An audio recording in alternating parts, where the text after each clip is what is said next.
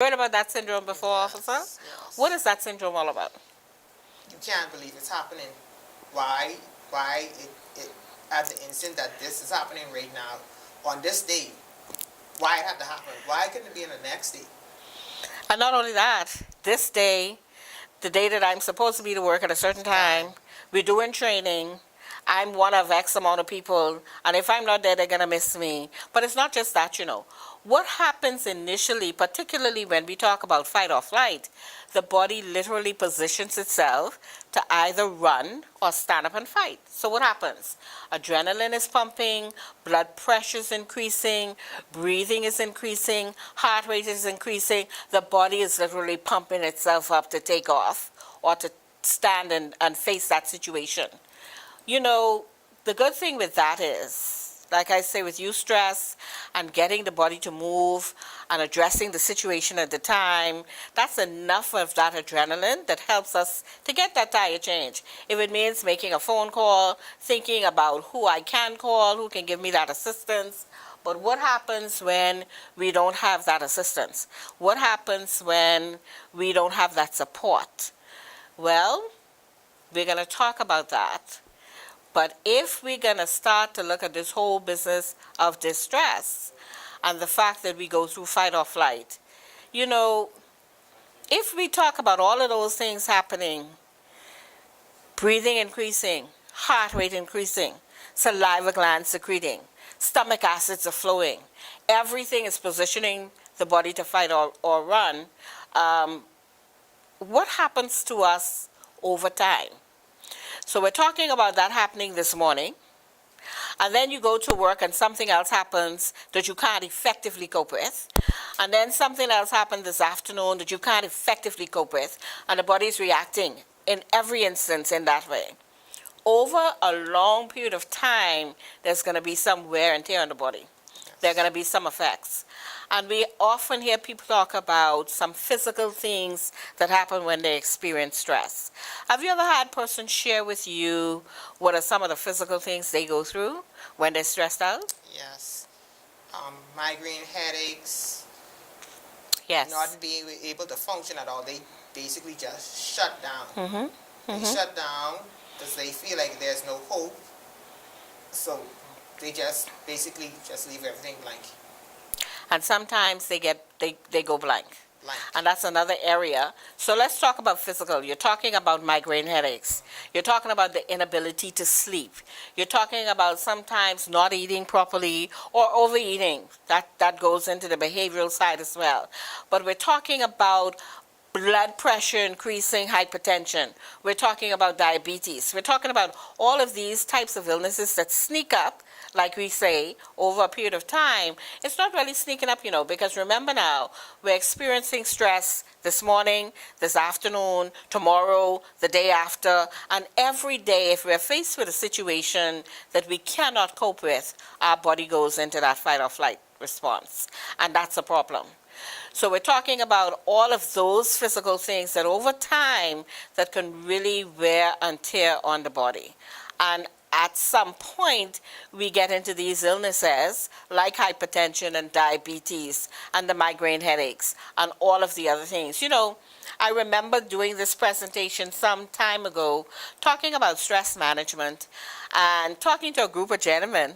And I was telling them, I said, you know, sometimes with women, when they're stressed out, that whole menstrual cycle gets knocked out of whack, you know. Sometimes it just doesn't stop. And then sometimes, of course, it doesn't come, and then they get stressed out because they're thinking something else is wrong. But what happens to the males? We have that erectile dysfunction, and that for them is stressful. So we're talking about a number of things, and when we look at the physical manifestations, that's fine. If we are experiencing physical manifestations, you're having the migraine headaches, you're having hair falling out, you're having breakout of the skin, you're having hypertension, you're having diabetes, you're having some other things. How does that affect parenting? And how is that a challenge for us as parents today, particularly when we have to deal with what's happened, so many things that's happening with our children? How can you manage if you have a migraine headache? Can't. You have to get rid of it at first. And that's where the abuse come in with your children. A lot of parents, when they are under stress, because they are under stress, they don't know how to communicate, they don't know how to cope, they don't know how to deal. So with that, they lash out on their children. Mm-hmm. And at some point, they don't think that, hey, they're being abusive. Mm-hmm. Because at that moment, right then and there, all they know is, okay, I have a headache. This child could look at me and see things ain't right with me, and they come into me, ask me for things that they could basically do for themselves, Mm-hmm. or they could get themselves, but they choose now to bother with me. So the parent then go and lash out on the child. Even it might be even to some point where they spank the child. Mm-hmm. Instead of them just saying to the child, okay, just give me 1 second. I'm not feeling well at this moment. I'll get back to you. So just give me one moment. Let me just regroup and catch myself, and then I'll come to assist you. So because of the fact that they don't know how to cope, Mm-hmm. and because everything is on them at one time, they just explode. Yeah, yeah. And you know, you skipped into that abusive realm, and we're going to talk about that because we're going to talk not just abuse of people, but abuse of other things as well. And we're going to talk about that when we talk about behavioral manifestations of stress. But one of the things that I want us to really, really focus on today is the fact that stress definitely impacts parenting, particularly when parents are faced with all of the things that their children are going through in this century. It's difficult to not manage stress and have to deal with your children. So one of the other manifestations is the mental manifestation, right? Mentally, sometimes you're just forgetting things, you're disoriented, you don't know what's going on. I don't know if you've ever jumped into your car, officer, and you're going from East Street Police Office, and you're going to the Grove Police Station, and then you're by Carmichael Road, and you're trying, where is it supposed to be going again? I don't know how many people would have done that. Or sometimes we have people who literally talk about forgetting their children in the schoolyard, right? Sometimes at one point I'll forget if I call somebody and they take long to answer, I'll forget even the purpose that I called them. Right, So right. sometimes we do tend to forget. Yes, yes. You know, stress is so sneaky. It's one of those things that I call the silent killer, because if we're not careful, if we don't identify it, if we don't learn to cope effectively, we can go through some stuff that, and we get our warnings, you know, because there are those times when, like you said, you forget, you're calling somebody, you know that you're calling this person, you know that there was a purpose for the call, and they took so long to answer the phone. When they answer, it's like, I can't even remember what I was calling you for, right? But that's what happens to us. Again, when we talk about that happening over and over and over again, when it's long term, we're talking about another type of mental orientation, and sometimes that's total disorientation. You know, also socially, we have those persons, and we have to be so very careful, because while I'm talking about stress with parents, children get stressed out as well. Particularly if your child is going to school, they're being bullied, they're being teased, they're being picked on, if they're not catching on to their lessons as quickly as other children. There's so many things that they go through, and they don't know how to effectively cope, more so than us, their inability to cope, because they can't even communicate what's going on with them. So sometimes we really need to take into consideration. And when you look at that toddler, I now have a great-grandbaby who's going to school, and sometimes he get up in the morning, and when his mommy is waking him up to go to school, he looking at her and saying, Mommy, I tired. Come on now, a 2-year-old already talking about I stressed out and I can't go to school. But the reality is that sometimes children are stressed out, and the same way we need to regroup, the same way we need to take that mental break, sometimes we need to back away from people, back away from situations, back away from what's going on, and regroup and breathe and get refreshed and go back at it. Sometimes our children need that as well. But when we talk about the fact that stress impacts parenting and how we parent, if we're talking about socialization or the lack thereof, because, you know, when we're stressed out, we don't want to be bothered. We don't even want to see people sometimes. I have a friend who says she just tired. I am tired of dealing with humans today. I don't want to deal with humans, right? But when we have, particularly females, you get up in the morning, you have to be the cook, the maid, the laundry person, then you're dropping off the kids to school, you're the chauffeur, and before they go in, you might have to do that last minute checking of the homework, so you're the tutor. Then you go to work, you're the coffee maker, you're the errand person, you're the clerical person, you're the, in addition to every role that you are responsible for, is all these other roles that they put on you. And then you get off from work and you go to visit mom, and she just finished baking some bread, and you're the only person in the house that can drop it off to auntie so-and-so because auntie wants to see you. And when you go to see auntie, something going on with cousin, so you have to be the counselor. So when you really think about it, you would have played so many different roles in one day. In addition to being the officer, the mother, the wife, the daughter, the auntie, the granddaughter, there's so many other roles that you play. And then every person that you come into contact with, you have to adjust your personality to deal with them. You know, how are you feeling at the end of the day? Particularly when now you're going home again to take on that mother role. With me, sometimes I have to pause to regroup, because you know, when you interact with people, you actually pour into them.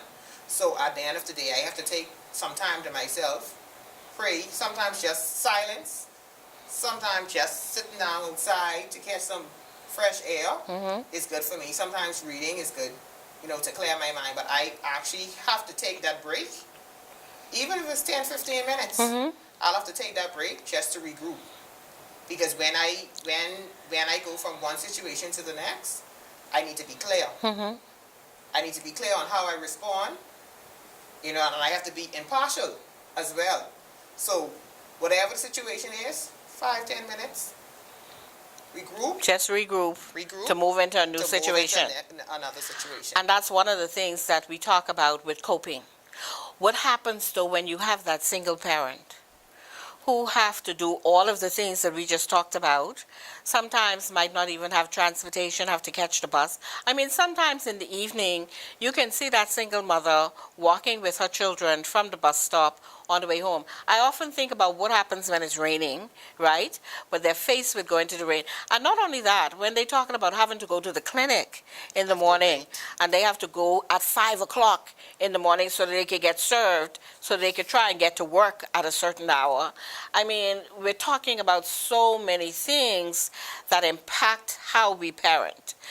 We're talking about the fact, officer, that yes, you have support, you have some coping mechanisms in place, but what about those parents who don't have the coping mechanisms? Well, it wasn't always there for me. I had to learn it. I basically had to learn it. I had to learn it when I joined the police force. You have different persons, different personalities. So what I had to do, I had to watch and observe to know that, hey, I know how to deal with this one, and I have to readjust to deal with the next person. And even when persons come in to make their complaint, you have some persons dealing with their situation, and you know, being a police officer, you're actually a mentor and a counselor. So when they come in, so you have to be, you have to show empathy and have to be sympathetic with persons when they come in, and at the same time. Stick a pin. You said that the police officer is empathetic and sympathetic? Yes, ma'am. The police officer? The police officer. Really? Let's talk about that some more, because I often hear, and I just want to put a plug in here for police officers, because we often hear that other side of the coin. The fact that the police officers are mean, they don't know how to talk to people, they just treat people rough, right? And you're right. I'm seeing more and more police officers are being compassionate, they're being empathetic, they even know how to show sympathy. There are a number of branches of the police force now. We have the community policing, we have the crime watch liaison officers, we have the crime prevention unit. There's so many aspects of policing now that's showing that humane side of the officer. I think that that's important. And even when we start to think about this whole business of parenting in this century, and we need the police intervention. We need an officer who can intervene with compassion and with empathy and can be sensitive to what the persons may be going through. Right, we do. And in a lot of incidents, we need parents to actually not to be in denial. Because sometimes when we notice things going on in the school or just on our regular patrols, we see children in the street certain time, they look a certain way. You know, we go, we speak with them. Okay, where's mom? Where's dad? You ready? Did your homework for the day? Okay, I think you need to go home and finish your homework before you come outside to go on the basketball court. So when mommy comes home and you stop and you be like, hey, I noticed that he was on the basketball court for so long. Some persons tend to get offended Right. that you notice some things, and then some might be like, well, officer, when you see him, run him inside for me, please. And thank you for looking out. Right. And some with all these police, because they had a bad instance with another police officer, so they automatically assume that every police officer is alike. We're all the same. And one yes. thing I could say about the commissioner of police, he believes in professionalism. He's going up and beyond to make sure that his officers are trained and refreshed so that they can deal with the public, because we are actually serving the public. We are actually serving the public. So it's our duty.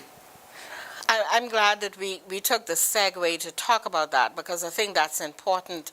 And while we're talking about challenges for parenting in the 21st century, we need to know that parents need to now partner with the police officers, particularly those officers who are trained to work in communities and to work with sensitive areas. And we have so many sensitive areas in families today.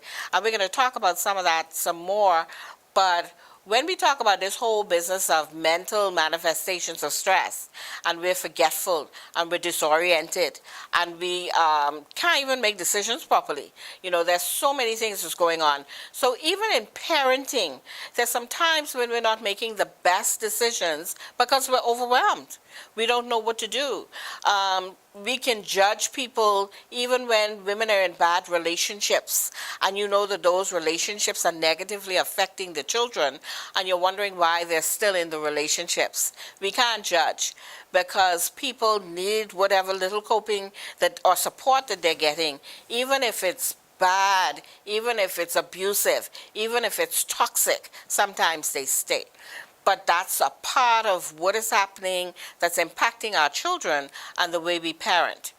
Additionally, though, I know that there are some times when emotionally people are stressed, and you can see it because they're agitated, they're angry, they're frustrated. And like you say, they snap at the children, they become abusive with the children, they're just acting out. Or on the other hand, you're looking at that parent who might cry, get depressed, get very sad, alienate themselves. And so when we talk about challenges for parenting, what happens when you have that person who is depressed, who is sad, and I might be the single parent. How is that parent going to parent when they're in that state? They can, and actually the child feeds off their emotions. So if the parent is in a depressed state, the child then becomes depressed. Now the child is thinking that, okay, mommy is depressed, she wouldn't come out, she wouldn't eat, she wouldn't do certain things. I wonder if I'm the problem. Okay. The teacher called for me today. I can't tell mommy that because I'm the problem. She's going to be ashamed of me. She's going to be embarrassed of me because I didn't catch on to something that was taught to me today that the teacher had to call her. I can't allow mommy to find out what's going on. I'm the issue. So that child thinks that now, because mommy's going through that situation, they're blaming themselves. And that could play a toll with them, because now they feel that they're not good enough to be here. And, you know, they could get suicidal thoughts. Wow. That's interesting, because as you're talking about that, I'm thinking about a situation that I worked with, and what we're finding now, particularly with young girls, I tell them cutting is in style. Everybody now cutting. And we talk about this whole business of cutting. Sometimes it's a cry for help. because something else was going on. And a lot of times, the child's behavior in another environment is the thing that will attract you to what's going on at home. Because a lot of times when they're presenting with one problem, that's not the real problem. There's a precipitating factor, there's something else going on, and if you dig hard and long enough, you'll realize that it might be something that's going on in the home environment, and they would literally, their behavior would bring attention to that type of situation. Have you ever been involved in a situation like that, where something happened with a child that literally brought the attention of what was going on to the home to you? Yes.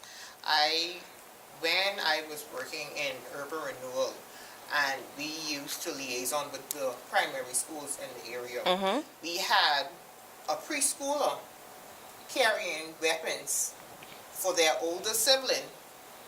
Wow. In the upper primary school, because they realized that the preschoolers don't get checked Right. when they come into the schoolyard. Right. But the upper primary gets checked because of the rising crime and the bullying in the schools. Right. So when the preschooler brought the weapon and it dropped out the preschooler bag, the teacher, inquired. Bear in mind, the older brother is already in a program in the school because they noticed that he's an at-risk child. And every time they call in for mommy and daddy, no response. Wow. So when they finally got mommy to come in, after they said, we have the police here, so we need you to come in. So when mommy came in, the little boy is crying, I don't want mommy to get locked up. So I said, why are you saying that we're here to lock up mommy? Oh, because I brought a knife. So I said, why did you bring a knife? I had that knife hide for daddy. Hide for daddy. Yes, because I was plotting the next time he hit mommy, what I was going to do to him. So I said, we're not going to lock up mommy. We're going to work with her to help the situation and say, we're going to help daddy too. So he said, you can lock up daddy. I said, no, we're not going to lock up daddy. We're going to talk to him to show him how he's hurting you and hurting your siblings. And we're going to help mommy and daddy so that they will stop the fighting in front of you. So we say, okay, I could tell you something else. I say, sure. Go ahead. Can you tell daddy? Don't be bringing that woman around there because mommy is home crying. Say, mommy sees what's going on and she's crying. Right. So I say, okay, I'll deal with it. But I wouldn't tell daddy that you told me that piece. But we'll deal with the issue. But because of the violence in the background, he felt that he had to protect himself. Yes. And he was always thinking about, okay, I'm going to protect mommy too. So he had it secured so that when he goes back home, and if daddy decides to act out today, he was counting to say, well, okay, you do it one more time, what's going to happen?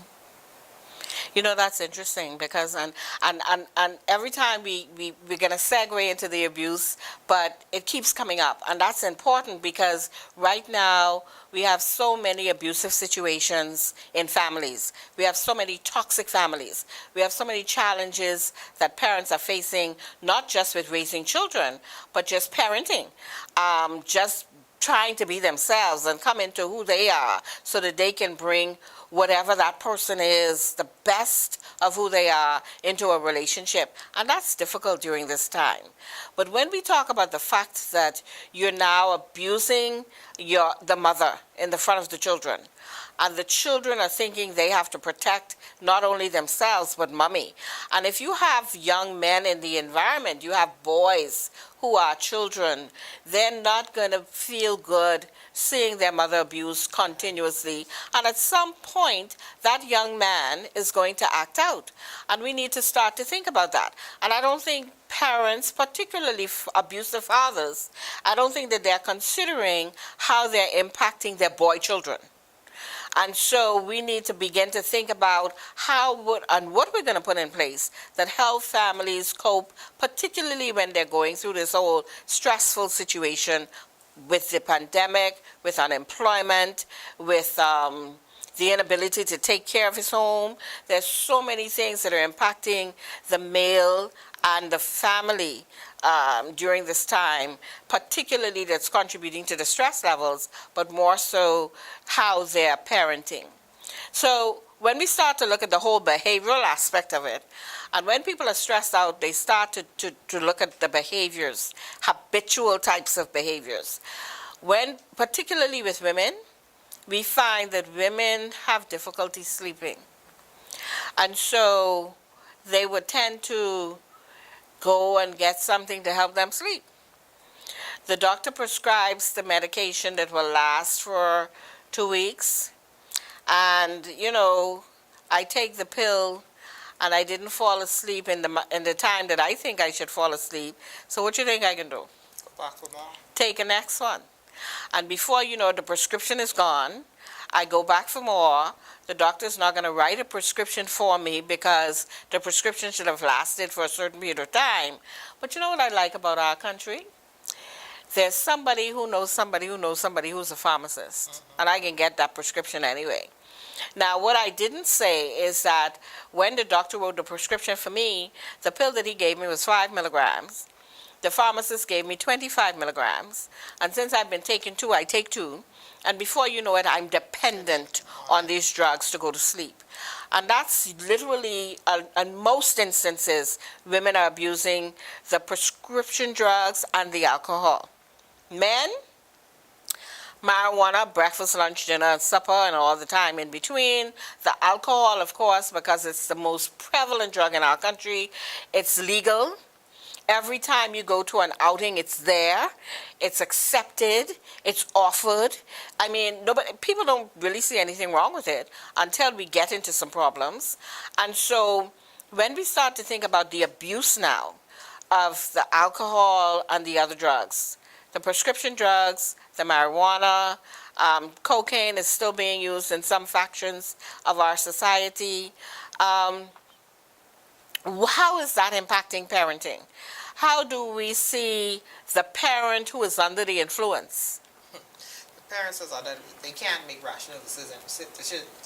And the children basically parent themselves when they see that their parent has a habit. Some of them take advantage of the situation. Oh, well, when mommy then go take a drink, they going around the corner to have fun. And then they're putting themselves open to get hurt. That's interesting because you know what happens and what I'm seeing, even when we see the abuse of the father hitting the mother and the mother beating the children and the children hitting each other or the pets or other children in school, we're seeing sometimes where children are forced to go into the parental role because the parents are so out of it because of the drugs that they're abusing.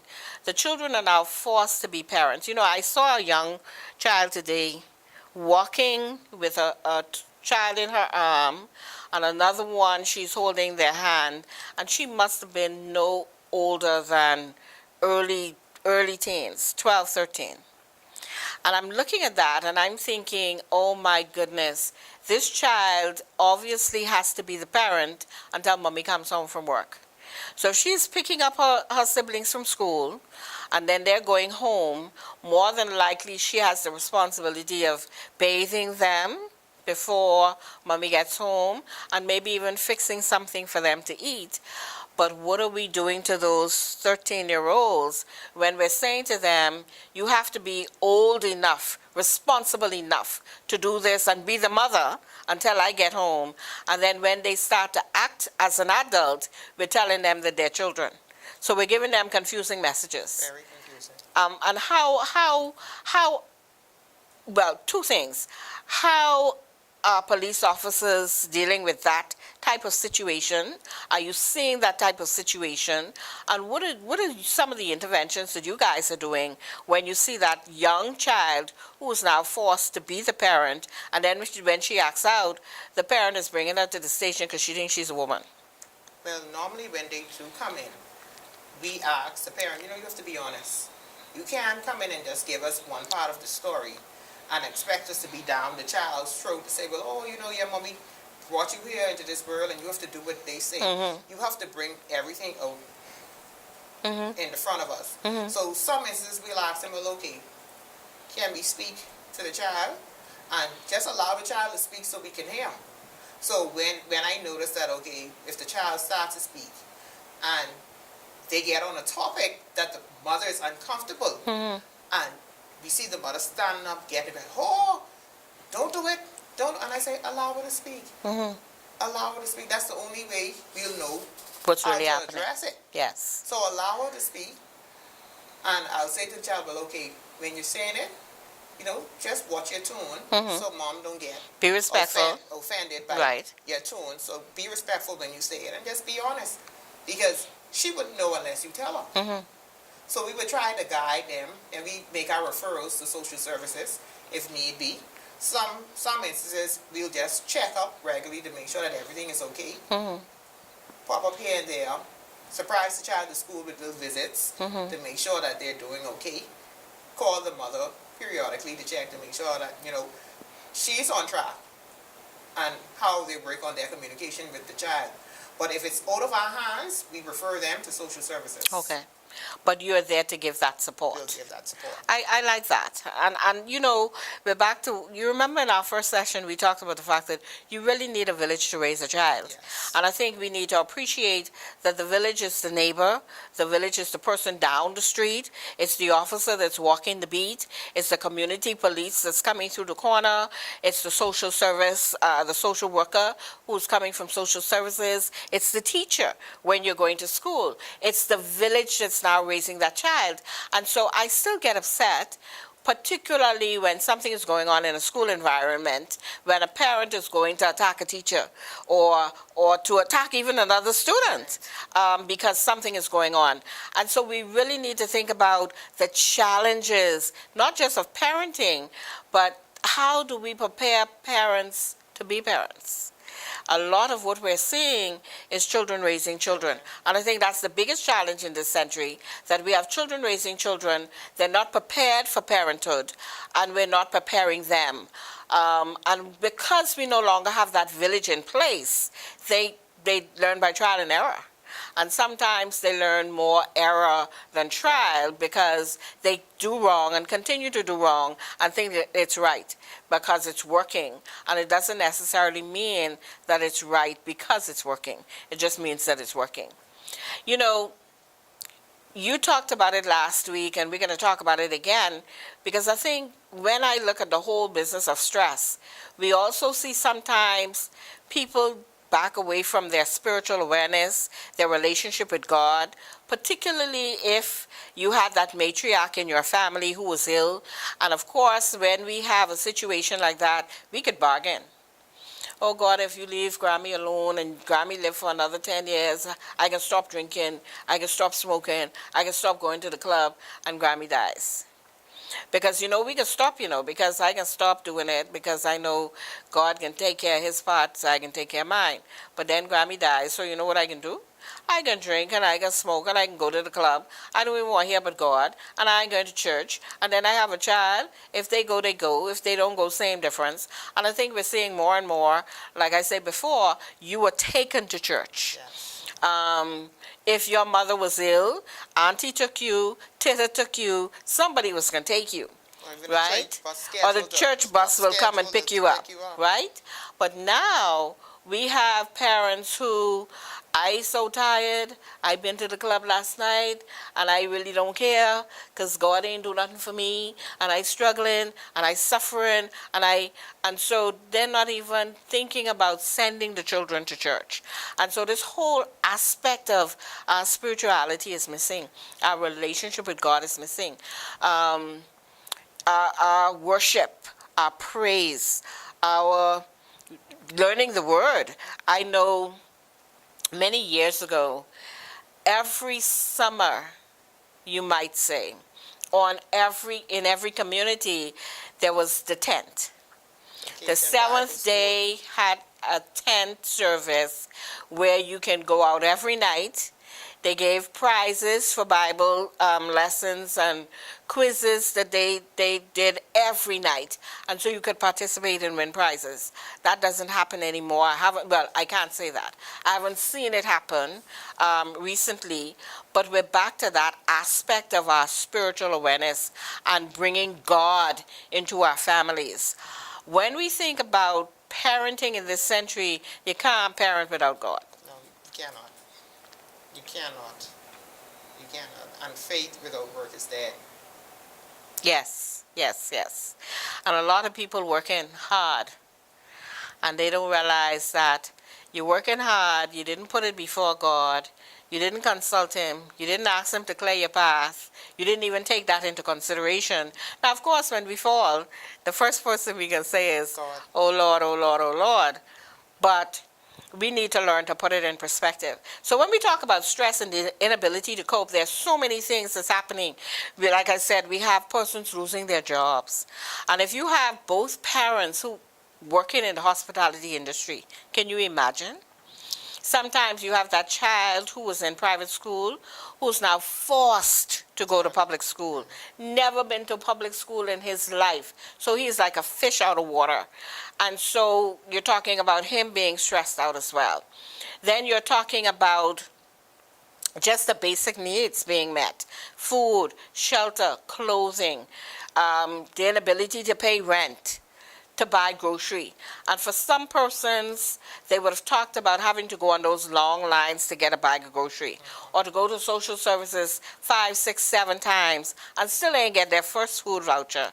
There's so many things that persons are dealing with. So when we talk about stressors, you know, before it might have been that odd thing here and there, but every day, in today's environment, in this century, every day we're experiencing some stress. Yes. You know, during the pandemic, I had a situation where, you know, curfew was in place during the pandemic. And this particular evening, I saw this lady on this bicycle. So I stopped. I said, Miss, you know, it's curfew time. You're supposed to be inside. And she said, Officer, it's curfew time. I don't have nothing in my house to feed my children. I'm going right around the corner by my mom to see if I could get a can of corned beef and a bag of rice and one corn just to feed my children until, you know, curfew breaks for me to go to the food store. So I said, you know what? I said, where you live? So she said, right in this house down the road. So I said, go take the bike back. We'll take you to your mom and we'll bring you back. So I said, now I'm going to make this exception for you this one time. Because I know if I arrest you, I know you don't have this fine to pay. And that's just going to add more stress onto what you have. Yes. So I said to her, I said, did you apply for the feeding program? So she said, no, Mom, I don't know how to. So I took my cell phone, I said, get your NID card. I sat right there with her, set it up for her online, for her to go and and I registered her. And she's like, Officer, thank you, you know how much that meant to me. But a lot of persons don't know how to go up there and apply. Yeah. So they're frustrated, and they feel by any means, if I have to get it, I will get it. But sometimes it's just guidance. I have literally had persons say to me, there are a number of young men that live in my neighborhood that I help from time to time. I ask them to do little things around the house and give them a couple dollars, clean the windows, rake up the yard, you know, those types of things. And there's a young man who would come to me from time to time. He's hungry, and I would feed him. And you know, one day he said to me, boy, you don't know Dr. Lightburn. If it wasn't for you, I probably would have robbed somebody tonight. The struggle was real during the pandemic. Yeah. And then you had a lot of persons like, oh, well, you know, the country's locked down. I need to go the next day to get food. I have to go. And you have some instances whereas persons, domestic violence had increased because persons actually had to stay home with their family and didn't know how to cope with their family because they normally get up in the morning, go out all day, just come home to sleep and eat, bed, and continue the same routine. Yeah. But now they got to stay home with the wife, stay home with the children making noise in your head because they can't go out and they're confined to the house or confined to the yard. And You got to look at this wife all day, every day. The liquor store closed, Yes. so you can't get nothing to drink. So you're frustrated. Yes, and back to the liquor store, again, unfortunately, that's how a lot of persons cope. They need to have that bottle on the way home, sit to the bar before they go home, but they have to make sure that they're right by the time they get home. And so when we talk about facing challenges in this century, and parenting, I think we really have to take the parenting title away and just start to talk about people. You know, how are people coping? Because as an individual, even before I'm a parent, I'm a person. And if as a person I'm broken, I'm going to be a broken parent. And how do we begin to cope or fix broken people? Now, there's a young lady that I met some years ago who works at the Ministry of Youth, Sports and Culture, and she likes to talk about broken crayons. Because what she says about broken crayons is that they could still color. And so when I think about that broken person, there's still potential, there's still talent, there's still gift, but how many of us can help them to refresh, to repair, to be fixed, to get it together? How many of us can wait? I mean, how many persons would have stopped or taken the time to assist somebody with filling out a form to try and get some assistance? And particularly if I'm in the same situation as that lady, I got to look out for myself. If she can't fill out her form, tough on her. I could fill out mine. I'm going to get my little bag of grocery. I don't care what's happening with her and her children, but we're back to that village. If we can start to think as a village and help each other along the way, help that person who needs the assistance with filling out the form. Sometimes when you go to the grocery store, it's just a matter of picking up an extra tin of tuna, an extra bag of rice, an extra something, and after you get a bag of grocery and you know your neighbor has a need, take it to your neighbor. We have to start to really think about how we put this community environment, this togetherness, this unity, this all-inclusive approach to raising children in this century. Because if we don't do that, we're going to continue to have challenges. Now, when we talk about this whole business of stress, all of these things is happening today, but guess what? We're in another hurricane season. So we had Dorian, we had the pandemic, and now we have another hurricane season. God forbid if we have another hurricane. I don't want to say like Dorian, close to being similar to Dorian. But when we start to think about that, and we have unemployment, so it ain't like I could go stock up on my hurricane supplies, or like some people fighting to pay rent. And in actuality, you have a lot of persons who still haven't repaired their homes from Matthew. Yes. From Matthew, and then you Yes. have a lot of persons who lost their home from Dorian and had to come to Nassau. Yeah. Who's staying with family members. And then, you know, at this point in time, it's been a year now, the family members say, oh, my house is overcrowded. Right. I think you should be able to get back up on your feet to get your own space, because I need my own space for myself and my family. So you have persons in all kinds of different predicaments at this time. So that would be stressful as well. It's rough. And now schools are closed. This is summer. Schools are closed. School will be open soon again. And I've been seeing some advertisements for some summer programs, but I'm sure that we're not going to have as many as we would usually have. So what's going to happen with all of these children at home? Some of them are going to be home with parents who are not working. And you know what I often hear parents say during the summer? Oh my God, I don't know how I can manage because this child eating me out of house and home. So if you can imagine 2 children at home, 2 parents at home who ain't working, and these children have to be fed, and every time they open the fridge, they take something out. And what are we going to do? We have to really stop and think about that.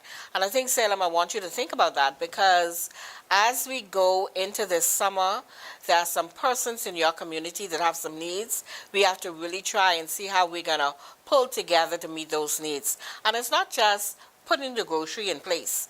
Sometimes we need to help that mother who don't know how to be a mother. We have to teach her some mothering skills, particularly the persons who are open to that. Like you said, there are some persons who are not open to that type of instruction, but there are some persons who would be willing, if somebody gave them the support, they'd be willing to learn and to take it.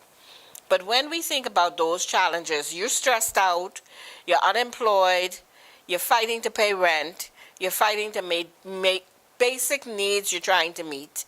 That's adding to your stress. And so let's talk a little bit about the attempted suicides and the increase in persons attempting to take their lives. What are some of the stories that you would have heard in reference to going on a scene where somebody has attempted to take their lives? What are some of the reasons that they're doing that? A lot of persons feel that they have no help. They show signs, they say things indirectly to their family members indicating that, you know, they want to take their life, and they feel like everybody take it as a joke. They take it as a joke. Nobody's listening to them. Nobody's helping them. They're applying to different agencies, and they're being overlooked. As far as they're concerned, there's no way out unless they end their life. Wow. That's. Then they also use the fact that they say, well, family members say, oh, well, you could come to me, but not everybody's willing to give you money financially. And then even after a while, after they give you so much food and grocery, they tell you that, hey, I think you need to You got to make it. You have to find a way to make it. Well, I mean, that's not unreasonable.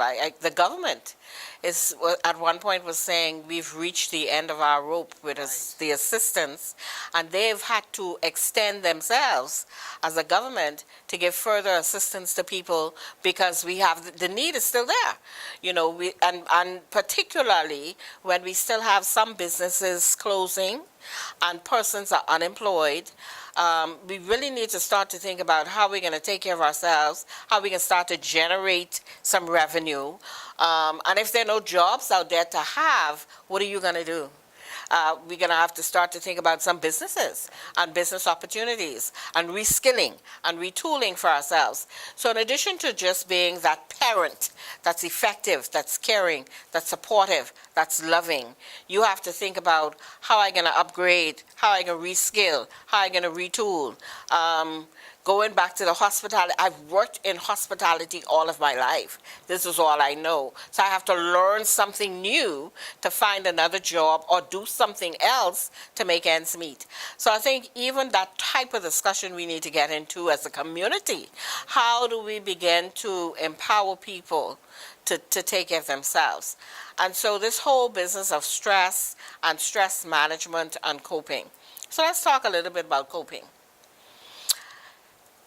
You know, when I talk about coping with stress, we're talking about finding solutions.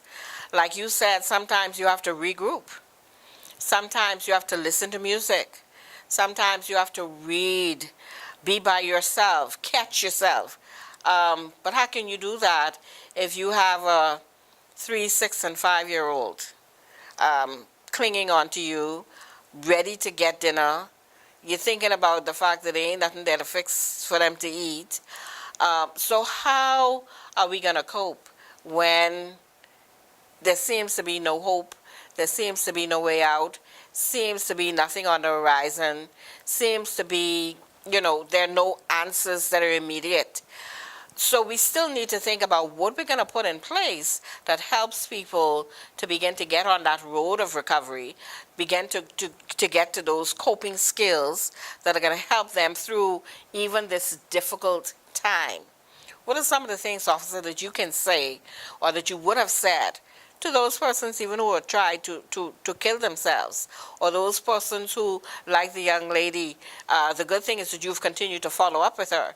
You're checking on her, you're checking on the kids at school, you're following up, and I think that's a part of it, knowing that there's somebody following up and supporting. But what can we say to parents who are stressed out, who are at their wits' end, who don't know where to go, who to turn to, what to do? What can we say right now to those parents that would give them some semblance of hope?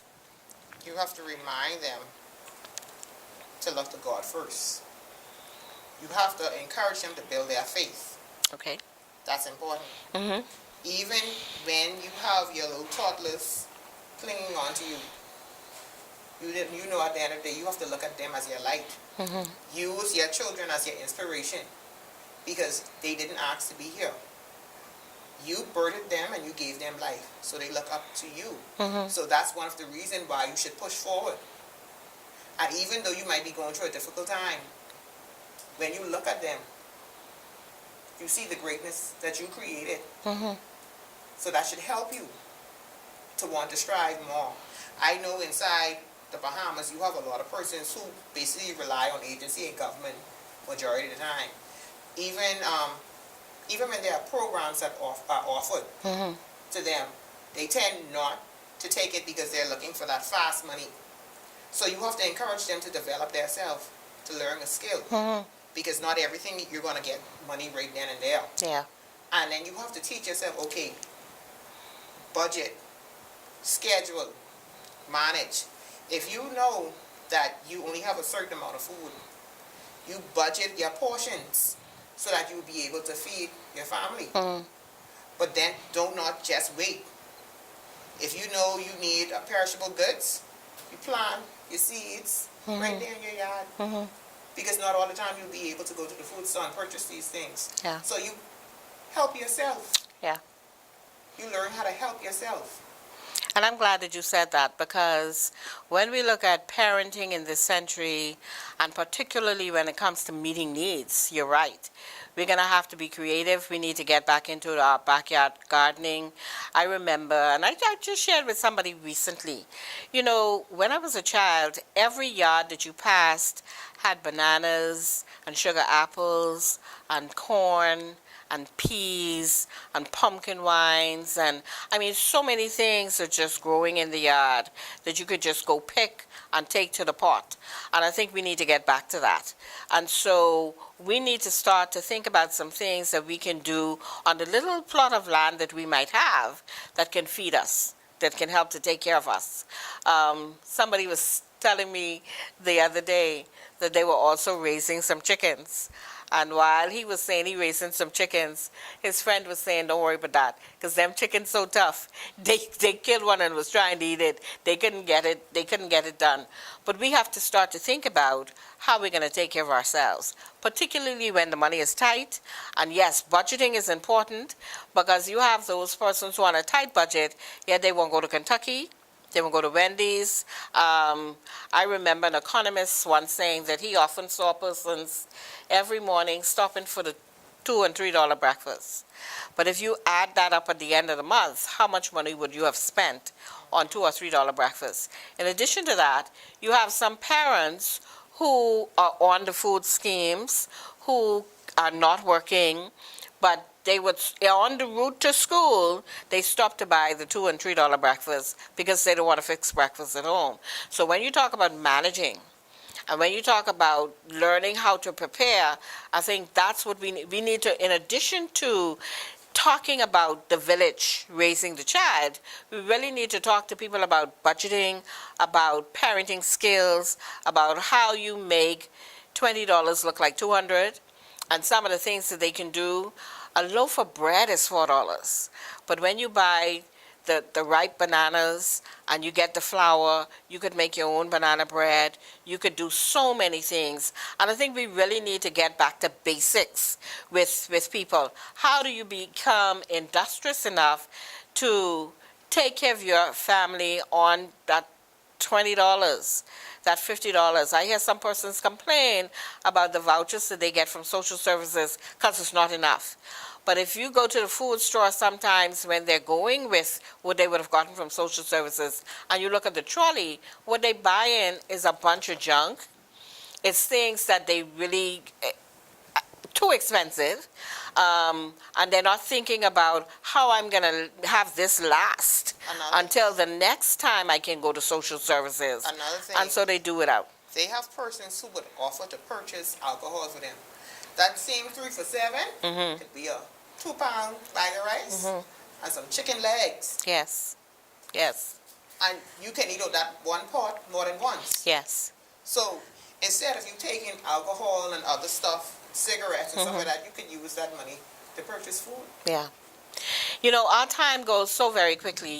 When we're talking about stress and stress management and coping and preparing parents for parenting.